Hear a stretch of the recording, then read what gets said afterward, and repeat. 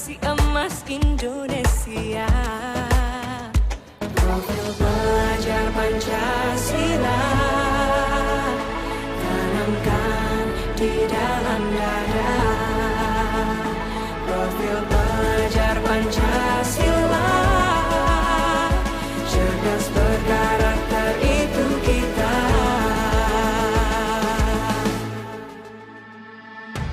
Beriman dan bertakwa pada Tuhan Yang Maha Esa.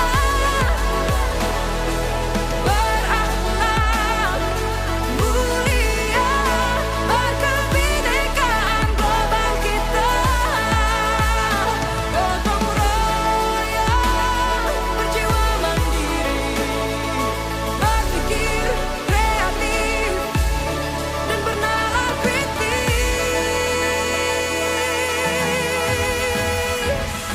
Perbedaan bukan suatu halangan untuk kita saling bergandeng tangan. Bhinneka Tunggal Ika, semboyan negeri kita yang harus kita jaga bersama. Profil pelajar Pancasila tanamkan di dalam dada. Profil pelajar Pancasila, cerdas berkarakter itu kita.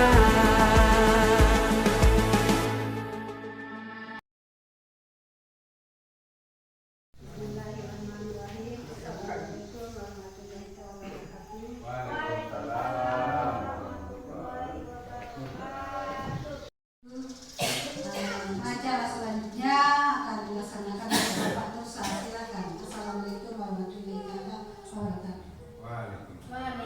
Waalaikumsalam warahmatullahi wabarakatuh. Terima kasih kesempatan yang diberikan oleh Ibu Kepala Sekolah. Saya awali dulu bahwa kita menjadi seorang guru yang merupakan profesi yang mulia, ya, yang diinginkan oleh semua orang. Selain sebagai pengasuh, pengajar, pembimbing, guru juga harus menjadi teladan bagi murid-muridnya. Pada hari ini saya akan melakukan diseminasi. Jadi diseminasi ini adalah bagaimana saya membagi pengalaman, membagi ilmu apa yang telah saya dapatkan pada modul 1.4 tentang budaya positif. Ya.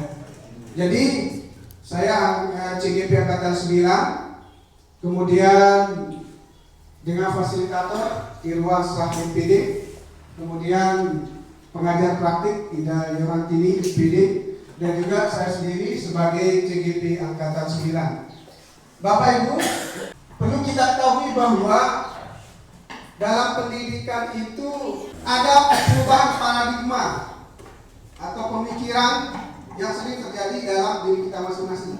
Nah, dalam budaya positif ini, ya, sekolah itu harus menyediakan lingkungan yang positif, kemudian aman, nyaman, ya, agar siswa itu mampu berpikir, ya, bertindak, sehingga dia merdeka belajar, mandiri dan bertanggung jawab.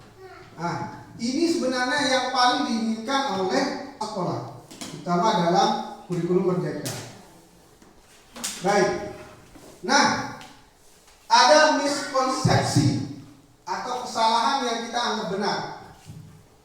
Saya juga merasakan itu.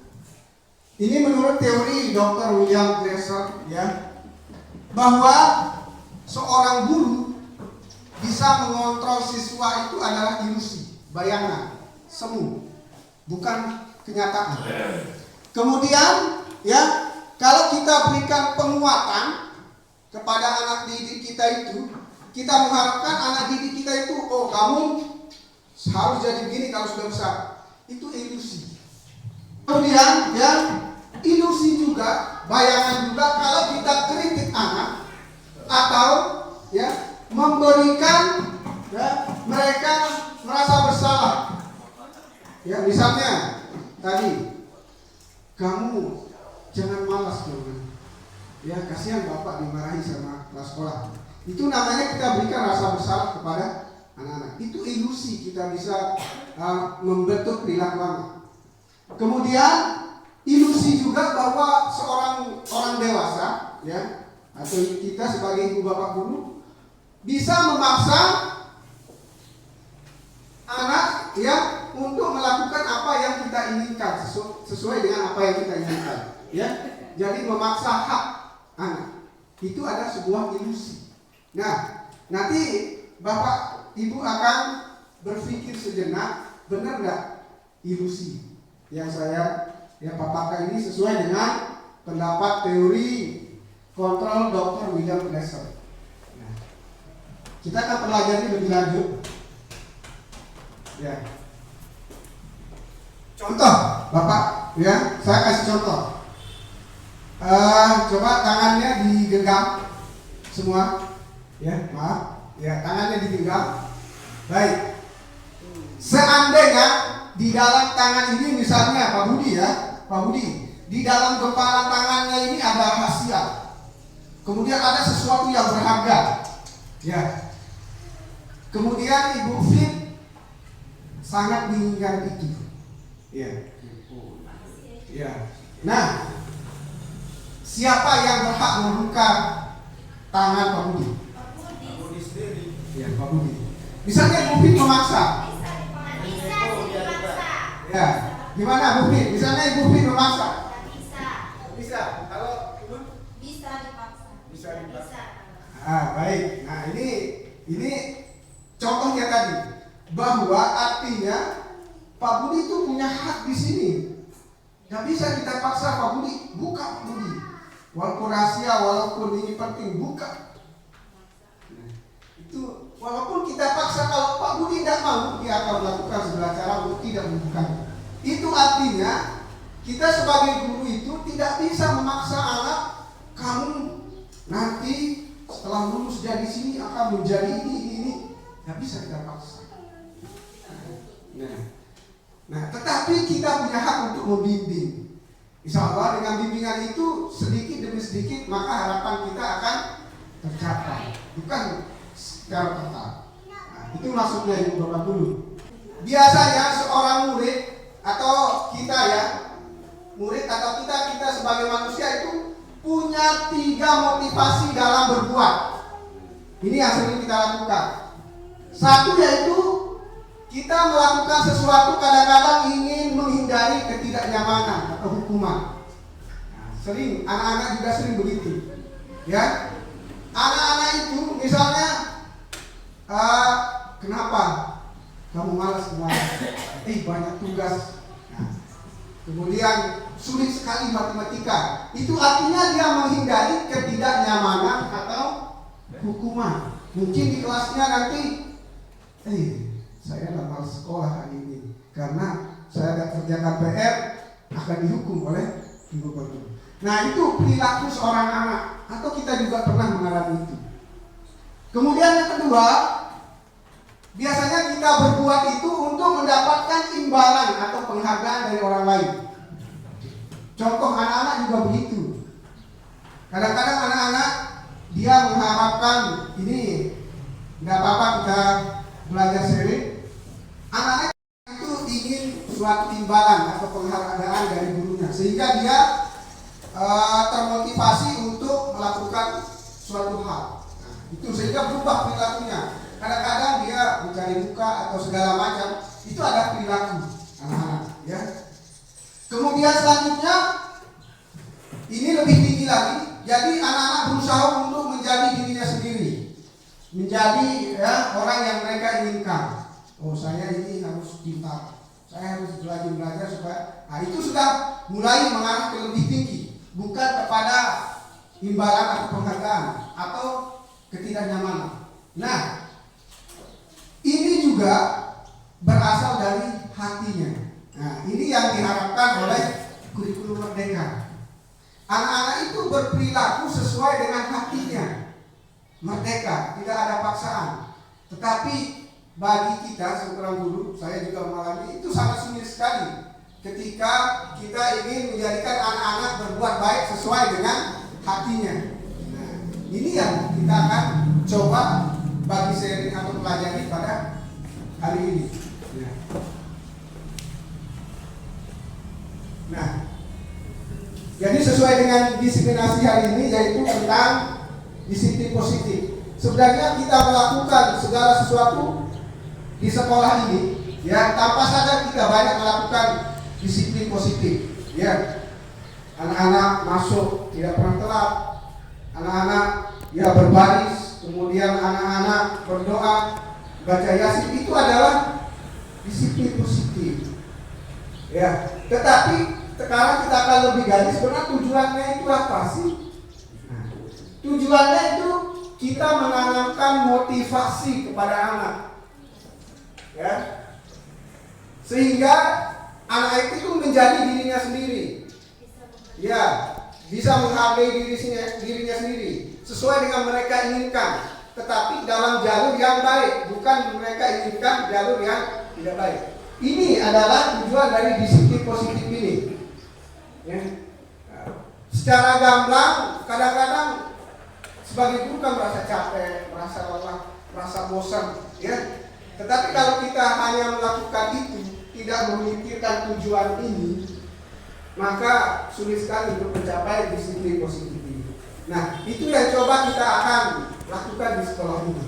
Ya, mulai dari hal-hal yang kecil, positif nanti. Dia salaman itu disiplin positif. Ya. Baik. Nah, jadi berawal dari kelas. Ingat, disiplin positif berawal dari kelas. Setelah kelas, baru kita menuju ke lingkungan sekolah. Masing-masing guru menerapkan di kelas, kemudian kita satukan, kita akan terapkan di sekolah. Nah, gini.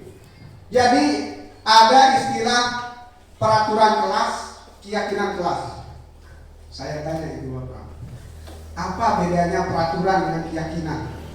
Nah, kalau dulu K13 itu membuat peraturan kelas atau harapan kelas seperti ini. Ya, sepakatan kelas. Sekarang berubah menjadi keyakinan kelas. Apa bedanya? Kok berubah? Bagian? Apa bedanya? Itu ada yang kelas. Oke, baik. Nah, jadi kalau peraturan biasanya itu bersifat memaksa. Benar nggak? Memaksa.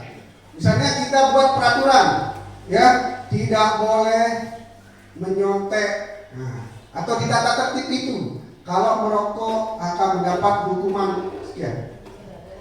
Ya. Tetapi kalau keyakinan kelas, ya, keyakinan kelas itu adalah sudah diyakini oleh siswa hal-hal yang baik tanpa kita suruh.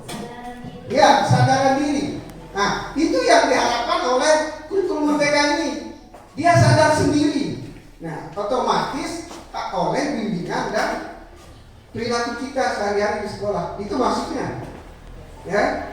Jadi kalau aturan kelas pasti mereka tahu. Apa aturan kelas di dalam kelas pasti mereka tahu. Tidak boleh menyontek, tidak boleh buang sampah, ya, masukkan, tidak boleh makan, dan pasti mereka tahu. Ya. Tetapi keyakinan kelas belum mereka tahu. Contohnya menghargai orang lain. Menghargai orang lain bisa saja dia tidak mengucap kata-kata kotor, atau dia berteman dengan siapapun. Atau keyakinan kelas menjaga kebersihan. Itu keyakinan kelas. Kalau peraturannya tidak buang sampah, ya, menyapu sesuai piket, itu peraturan kelas. Itu bedanya Bapak Ibu, ya. Nah, jadi apa yang mereka yakini, ya, tentang kelas kita itu, mereka secara sadar untuk melakukannya, tidak berdasarkan perintah-perintah atau paksaan. Itu yang diharapkan sebenarnya, sangat mulia sekali. Nah, mudah-mudahan tahun ke depan selanjutnya kita bisa mengaplikasikan itu. Baik, nah ini juga kita perlu pahami apa sih perbedaan hukuman, sanksi, dan restitusi. Ini mungkin sering mendengar di pelatihan-pelatihan, ya. Biasanya kalau hukuman, jelas hukuman, ya, bisa menggunakan fisik atau bahasa yang keras, itu hukuman. Kalau sanksi atau konsekuensi, bisa saja kita mengatakan, nah kalau kamu tidak hadir selama 1 minggu, maka nilai kamu akan, itu sanksi konsekuensi. Kalau hukuman, nah kamu tadi tidak ikut olahraga, silakan keliling lapangan, itu hukuman, fisik. Ya. Nah, tertinggi adalah restitusi. Restitusi itu merubah perilaku anak itu berdasarkan bimbingan arahan seorang guru. Nah, ini yang kita akan pelajari sekarang, restitusi ini. Pertanyaannya, bagaimana jika kita memberikan penghargaan? Apakah itu bagus apa tidak? Nah, itu pertanyaannya. Jadi menurut ini ahli namanya Kon, ya, dia mengatakan bahwa sama ketika kita memberikan penghargaan kepada murid, sama artinya kita menghukum. Ya, saya juga merasa ini salah dong. Ya, salah teorinya. Tapi coba kita renungkan, ya. Misalnya kita berikan penghargaan kepada murid. Setiap akhir semester kita berikan juara 1, juara 2, kemudian buku dan segala macam. Apakah itu bisa bertahan lama? Itu berarti pengaruhnya itu jangka pendek. Kemudian apakah efektif apa tidak? Ya. Kemudian penghargaan merusak hubungan. Coba kita bayangkan, misalnya ada yang juara 1, kemarin juara 3, juara 1. Sekarang, saya kemarin juara 3, sekarang juara 1. Pasti dia senang kan? Tapi coba tanya siswa yang kemarin juara 1 turun menjadi juara 4. Sedih. Itu artinya dia merusak hubungan. Kadang-kadang anak-anak merasa canggung, merasa malu dan sebagainya. Itu yang sesuai dengan teori ini. Ya. Kemudian penghargaan itu juga bisa menghukum. Ya. Saya harus belajar tetap juara 1. Paksa diri, paksa belajar. Akhirnya dia menghukum dirinya sendiri, tidak belajar berdasarkan keinginannya, ya, atau kesadaran sendiri. Itu Bapak Ibu. Ya. Ini teori Bapak Ibu, bukan berarti ini teori yang kita akan coba apa benar apa tidak. Ya, boleh saja ada teori baru nanti ya mengatakan berbeda. Nah, untuk mengetahui dari 5 posisi kontrol seorang guru, ya, kita coba akan lihat video ini. Pertama kita posisinya menghukum. Contoh posisi menghukum.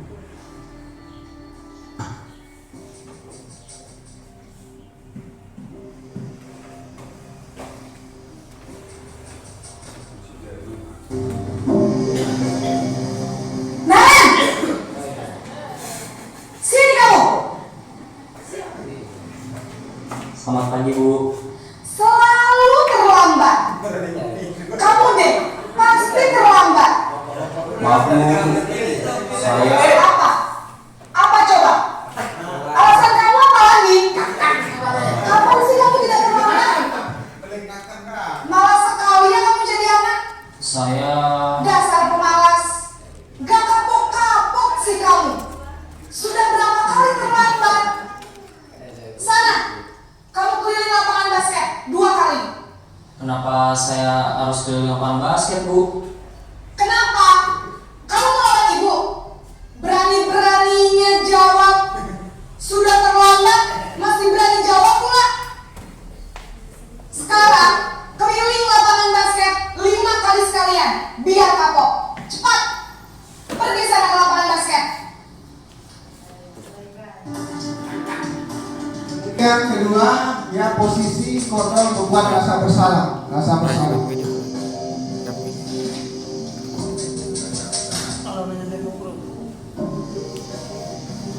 Naren!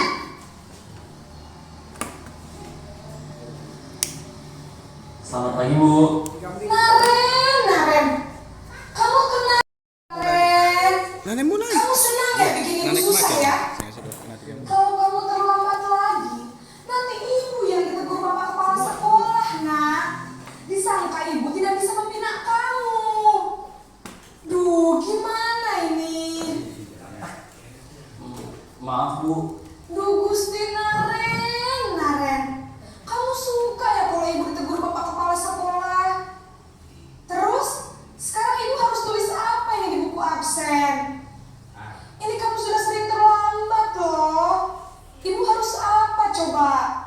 Maaf Bu, maaf sekali. Ya sudah, lain kali jangan bikin ibu susah lagi ya nak ya. Ibu tidak akan kuat lagi kalau kamu begini terus. Bisa jantungan kalau ibu tegur bapak kepala sekolah. Sana cepat ke kelas. Maaf ya Bu, maaf sekali. Itu yang kedua, rasa bersalah. Sekarang posisi sebagai teman, guru itu sebagai teman. Ya. Kita tuh ada guru nih Naren, padahal kita udah kita lah. Selamat pagi Bu. wah sudah jam berapa ini nak? Terlambat lagi ya saya. Iya Bu, habis ibu saya lupa bangunkan saya Bu. Kamu malah menyalahkan ibu kamu. Kamu bukannya anak yang larinya paling kencang. Kok terlambat sih? Iya Bu, saya memang terlambat bangun tadi. Jadi biarpun saya kencang, tetap gak kekejar Bu. Ya sudah sana. Nanti lain kali larinya lebih kencang lagi ya. Biar gak terlambat lagi. Bikin senang ibu. Demi ibu. Bisa kan? Bisa lah Bu. Ya sudah sana masuk kelas. Ibu beresin urusan absen kamu. Kamu ini ada-ada saja. Tapi kesimpulan ibunya ada berusaha kencang. Nah, kemudian selanjutnya ada posisi pemantau, monitor. Nah, lebih bagus lagi, lebih bagus lagi. Ini adalah posisi pemantau atau monitor. Padahal satu tahu kita lagi. Naren!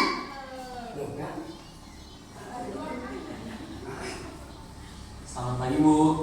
Naren, apa peraturan sekolah kita tentang jam berapa kita harus masuk sekolah, nak? Kita harus di sekolah jam 7 Bu. Iya betul, sekarang sudah jam 7.20. Naren sudah tahu konsekuensinya jika terlambat hadir. Paham Bu, saya harus tinggal kelas pas jam istirahat selama 20 menit. Iya benar, konsekuensinya demikian. Jadi nanti jam 9.30 pas istirahat, kamu harus tinggal di kelas, kerjakan tugas tambahan untuk ketertinggalan kamu, ya? Baik Bu. Ini adalah sesuai yang diinginkan oleh KM tentang posisi guru itu sebagai manajer. Ya. Naren!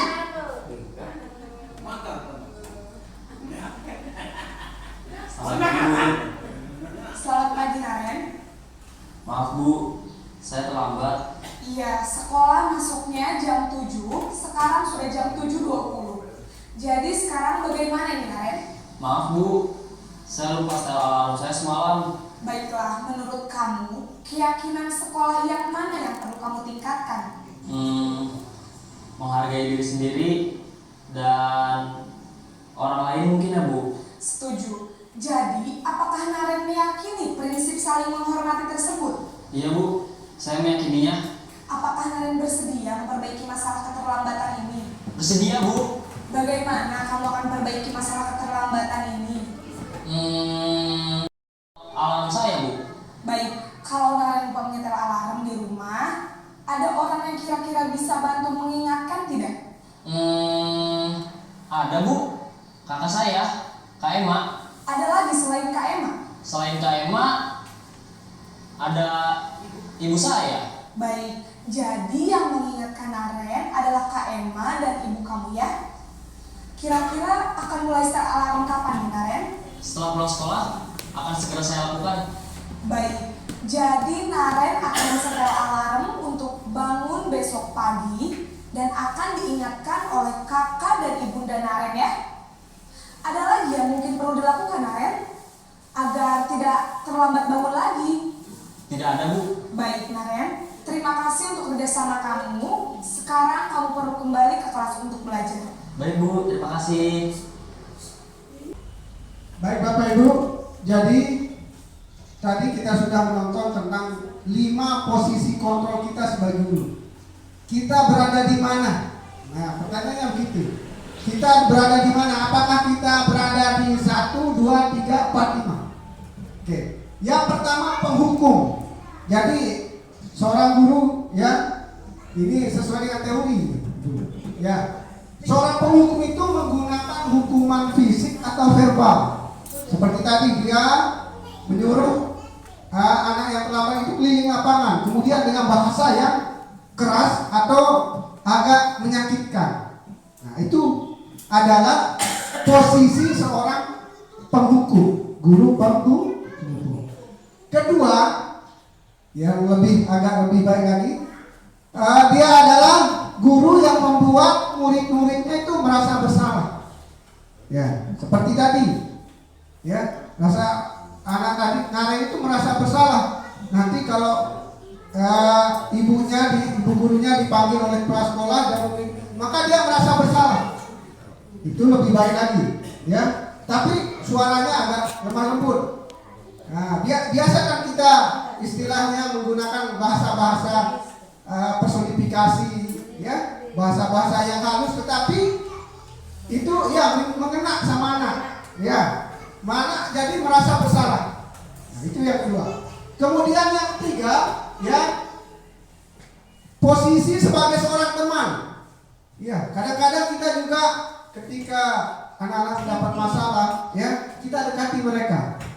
Ya, anggap saja Bapak ini sekarang teman kalian. Ya, silakan kalian mau bicarakan masalah apa atau cerita tentang apa sih, sehingga mereka lebih enak. Anak-anak menjadi lebih enak. Oke. Kemudian ini lebih baik lagi, yaitu sebagai monitor atau pemantau. Nah, jadi pemantau ini dia berdasarkan peraturan-peraturan sekolah. Sudah ada ditempel peraturan sekolah maupun peraturan sekolah. Nah, kelas. Nah, ketika seorang anak melanggar peraturan itu, maka dia menegur dengan peraturan. Nah, seperti tadi, kamu tahu nggak peraturan kalau terlambat sekolah? Tahu. Jadi dia menyebut peraturan sekolah. Dia pantau setiap hari, kemudian dari awal masuk sekolah sampai pulang sekolah dia pantau. Nah, kemudian yang diinginkan oleh IKM adalah guru itu sebagai manajer. Ya. Jadi dia bersama-sama dia mengajak untuk mempertanggungjawabkan kesalahannya. Ya. Jadi kita ajak bicara seorang murid, itu namanya segitiga restitusi. Nah, ini yang kita akan pelajari. Bagaimana menyelesaikan masalah sesuai dengan alur segitiga restitusi. Ya. Nah, ini Bapak Ibu, segitiga restitusi ini sedang diterapkan di semua sekolah. Nah, apa itu segitiga restitusi? Jadi restitusi itu proses menciptakan posisi bagi siswa untuk memperbaiki kesalahan mereka, ya, sehingga mereka kembali kepada kelompoknya dengan karakter yang kuat. Ya, kemarin bertengkar atau dia bolos, kita panggil anak itu, kita tidak langsung marah, ya. Kita panggil anak itu, ya. Ini nak, ada yang perlu Bapak bicarakan. Jadi dia mengatakan setiap orang itu pernah bersalah. Jadi manusia tidak ada yang pernah bersalah. Nah, dia mulai tidak langsung marah, tapi dia membuat anak itu tenang, ya, tenang, tidak takut, sehingga akan cerita apa masalahnya. Baik, Ibu Bapak Guru yang saya hormati, bahwa perlu kita praktikkan segitiga restitusi ini.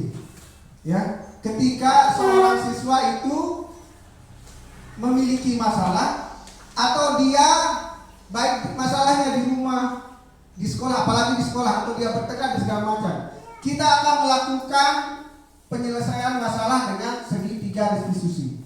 Contoh katanya Ibu ya. Ini misalnya kita stabilkan identitas. Di dunia ini tidak ada manusia yang sempurna, kan? Ya. Jadi semua masalah itu bisa kita selesaikan. Kemudian yang kedua, kita validasi tindakan yang salah. Contohnya, kamu pasti punya alasan mengapa kamu lakukan itu. Nah, jadi anak tidak takut. Kita tanyakan itu. Kamu pasti punya alasan mengapa melakukan hal itu. Nah, jadi kamu boleh mempertahankan sikap kamu, tapi tambah dengan sikap yang baru yang lebih baik. Anak-anak tidak marah. Jadi dia stabil, emosinya stabil. Kemudian yang terakhir, baru kita tanyakan keyakinan yang sudah kita sepakati buat di kelas maupun di sekolah. Contoh, apa yang kita percaya sebagai keluarga di kelas? Nah, apa nilai-nilai atau keyakinan kelas yang kita sepakati? Ya? Atau nanti kalau besar mau jadi apa? Nah, begitu. Itu Bapak Ibu ya. Jadi mudah-mudahan kita bisa praktikkan segitiga diskusi ini. Ya.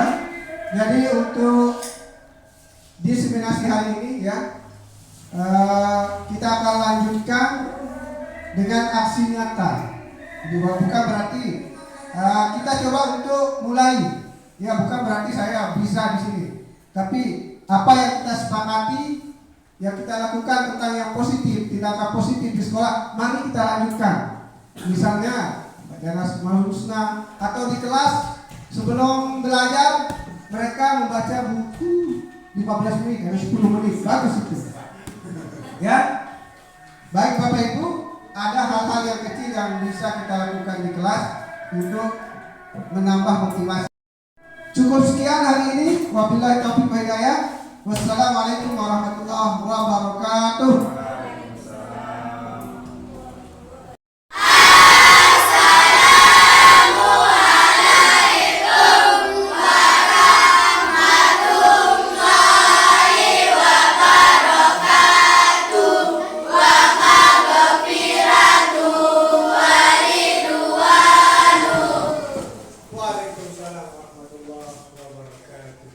Assalamualaikum warahmatullahi wabarakatuh. Waalaikumsalam warahmatullahi wabarakatuh.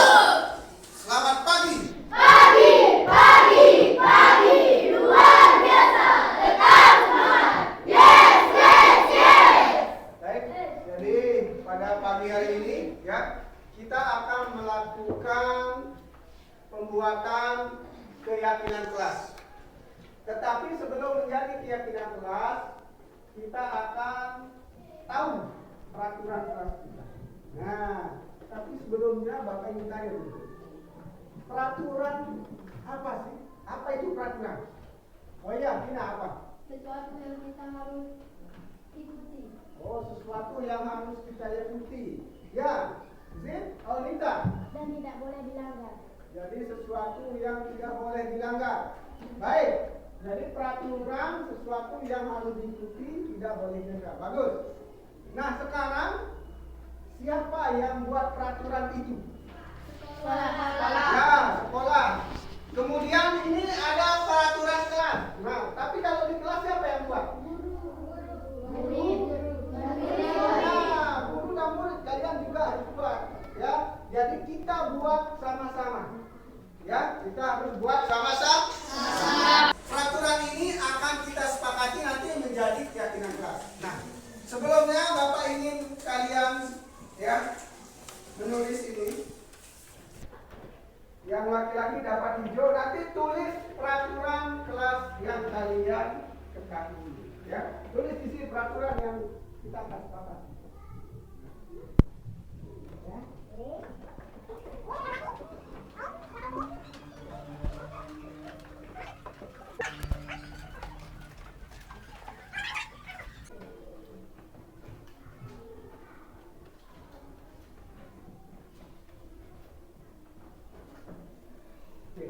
Baik. Nah, kalian sudah mendapatkan masing-masing, ya. Nah, nanti kalau sudah ditulis, kalian tempel di sini, ya. Kalau begitu, silakan ditulis peraturan kelas. Ya. Nanti kita sepakat.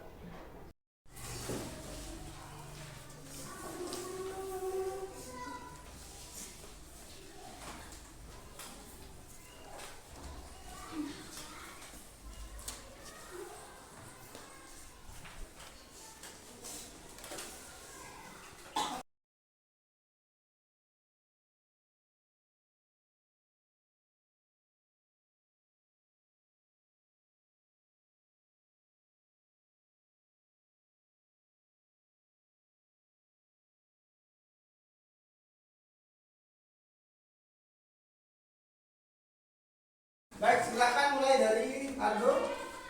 Ya, langsung. Tapi ya, bilang. Ya, tempel ya. Ah. Terus. Ya. Terus. Nah, berurutan. Baik, langsung. Ezi. Langsung. Rizky.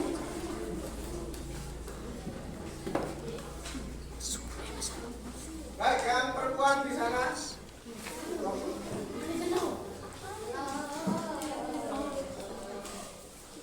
Ya, cepatan. Oke, silakan.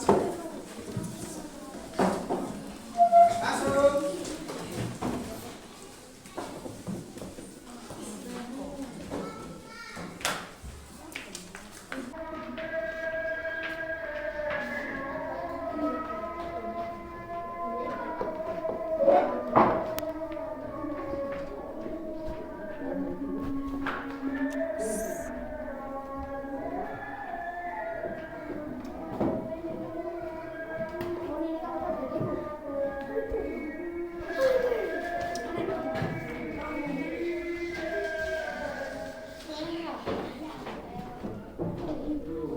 Silakan yang belum.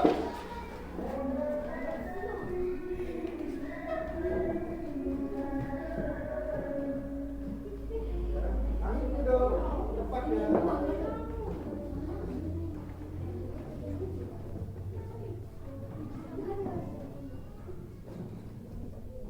Bagus.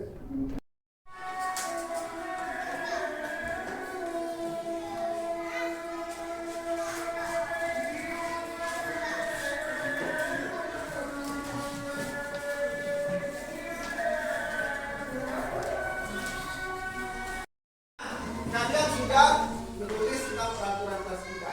Nah sekarang peraturan kelas ini kita akan rubah. Tadi kan negatif, tidak boleh ya berkata kasar, tidak boleh menghina teman, tidak boleh membuang sampah kelas. Nah sekarang kita akan rubah menjadi kalimat positif. Tidak boleh membuang sampah tidak kelas. Berarti itu apa? Menjaga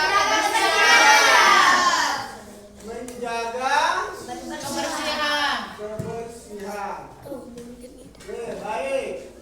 Ya, kemudian di sini ada lagi tidak boleh mencontek. Berarti apa?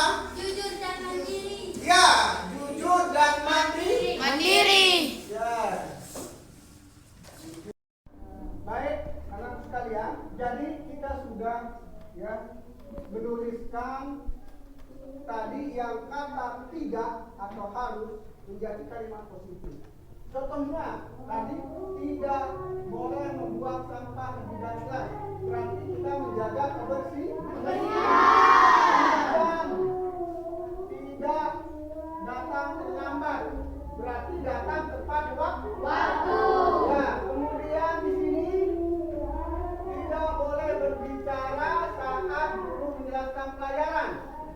Ya, berarti kita mengikuti pelajaran dengan sungguh-sungguh. Kemudian di sini, ya, kita tidak boleh mengejek teman.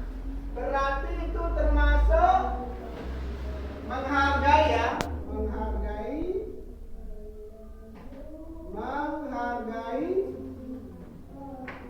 teman.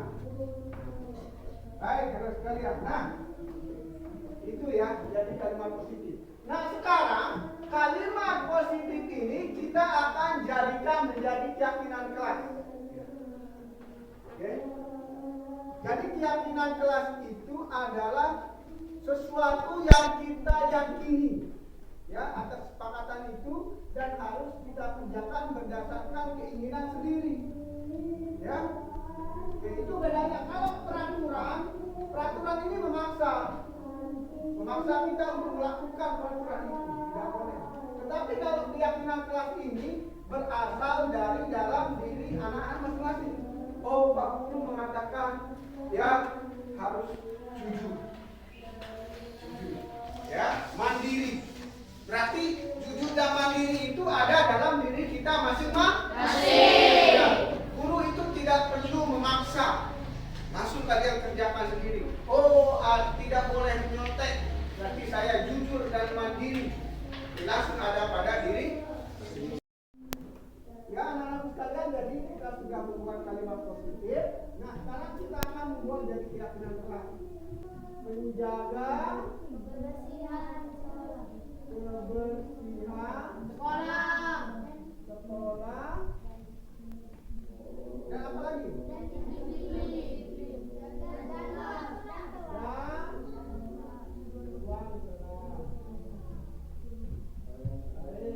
Nah, kalau datang tepat waktu, disiplin. Nah, kalau jujur dan mandiri ini bisa diubah jadi apa? Bertanggung jawab. Bertanggung jawab. Contohnya tadi tidak menyontek, berarti bertanggung jawab. Kalau ini mengerjakan tugas dengan baik. Oh, berarti termasuk tanggung jawab. Baik anak-anak sekalian, jadi Bapak simpulkan keyakinan kelas kita hari ini. Pertama, kita menjaga kebersihan sekolah dan ruang kelas.